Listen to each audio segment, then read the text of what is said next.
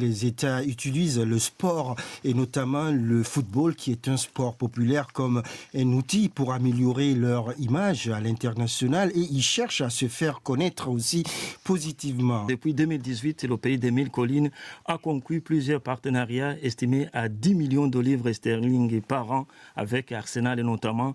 Il vise essentiellement à faire du Rwanda la première destination touristique en Afrique. DW. Le sport.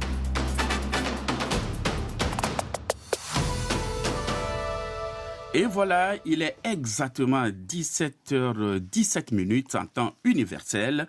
Place à Focus Sport, un nouveau format de notre programme. Aujourd'hui, nous parlons de l'implication des États dans le sponsoring sportif de haut niveau, notamment dans le football. Le Rwanda, la RDC ou encore le Qatar misent sur le sport pour renforcer leur nation branding. Quelle influence peuvent avoir, par exemple, les campagnes Visite Rwanda ou encore RDC Cœur d'Afrique, malgré le conflit dans l'est du pays, un conflit qui dure depuis plus de 3 décennies. On en parle plus en détail avec Bob Barry et Fiacre Ndaraguije. Bonsoir frère Fiacre Ndaraguije. Bonsoir. Et bonsoir Bob Barry. Bonsoir. Alors Bob Barry, pourquoi les États choisissent-ils de sponsoriser des clubs de football de tout premier plan? Oui, il s'agit tout d'abord d'une diplomatie d'influence. Vous le savez, Kosivit Yassou et les États utilisent le sport et notamment le football qui est un sport populaire comme un outil pour améliorer leur image à l'international et ils cherchent à se faire connaître aussi positivement. Et parmi les exemples les plus connus, il y a notamment le Qatar, vous le disiez, avec le Paris Saint-Germain. Cela a renforcé l'image donc du pays avant la Coupe du Monde 2022. Certains États riches en ressources naturelles cherchent aussi à diversifier leur économie. Dans ce cas précis, le sport permet l'accès à certains marchés stratégiques. Oui, dans certains cas, un État qui s'adonne à cette promotion peut aussi souffrir d'une mauvaise réputation en matière des droits humains ou en raison des conflits. Et c'est le cas dans l'est de la RDC, par exemple. Et à ce moment-là, le parrainage sportif sert à soigner l'image du pays. Fiacre Ndaraguije. Oui, c'est le cas de la campagne Visite Rwanda. Le Rwanda ayant vite compris l'intérêt qu'il avait à soigner son image, alors que ce pays est critiqué pour son soutien aux rebelles du M23 dans l'est de la RDC. Face à cela, Kinshasa a réagi avec la campagne RDC Cœur d'Afrique. Ces deux pays voisins se sont donc distingués par le biais de parrainage de clubs européens. Le gouvernement congolais a par la suite consacré 90 millions d'euros dans 3 contrats sportifs, l'AS Monaco en France, le Milan AC en Italie et le FC Barcelone en Espagne. Le partenariat avec le club catalan est entré en vigueur le 1er juillet dernier. Il est estimé à 43 millions d'euros hors taxes sur 4 saisons. Michel Tobo est journaliste et sportif congolais et il estime que cet argent pourrait aider à développer le sport en RDC. Ici, sur place au pays, on pouvait se permettre de construire des infrastructures qui pouvaient permettre justement au sport congolais de se développer davantage parce que nous ne sommes pas encore là.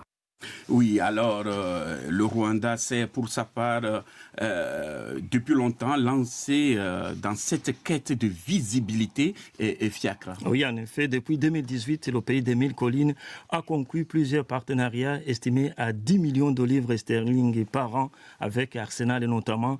Il vise essentiellement à faire du Rwanda la première destination touristique en Afrique. Le Rwanda collabore aussi avec le PSG, le club parisien, champion d'Europe en titre, et a même prolongé son partenariat avec le Rwanda jusqu'en 2028. En revanche, en raison du conflit qui déchire l'est de la RDC et dans lequel le Rwanda est impliqué, le Bayern Munich a préféré, lui, suspendre son partenariat avec le Rwanda. Le club munichois a toutefois maintenu un accord concernant un projet de centre de formation au Rwanda.